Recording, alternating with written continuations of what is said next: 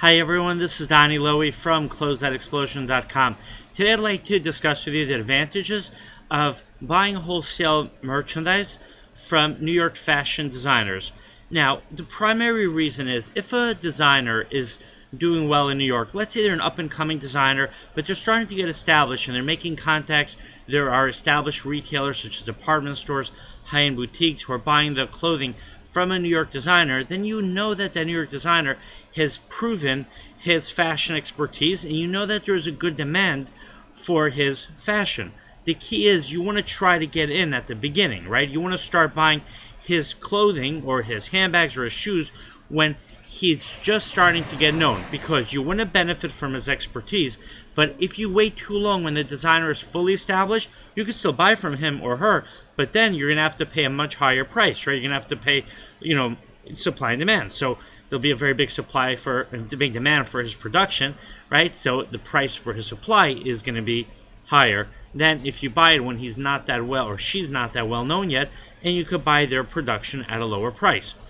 Another reason you want to buy from New York designers, because if they're in the New York market, they're going to know what's popular, what's not popular, and they're going to adjust their designs according to the demands of the marketplace, according to what they see. So what I would recommend is you go to the New York Fashion District, or you could do a search online, find designers who are up and coming in New York, make a connection with them, and start buying some of their production. You can offer to buy their samples, you can buy their overstock, their canceled orders, their fashion from a previous season, and you can also just set up a regular wholesale account and buy their merchandise along with other boutiques, and then take their merchandise to your market. Because if the designer is just starting to become known, if he or she is an up-and-coming designer, so chances are their clothing, their shoes, your handbags are not going to be very well known in your market if you're outside of New York. So you can capitalize simply by being the only supplier of that designer's merchandise in your local market, right? So it's just like, if you find a new brand, right, and you're the first person selling that brand, or you find an established brand and you're still the same, that's still the same situation. You're the only one who's supplying that production, that brand in your market, you're going to have a very big advantage.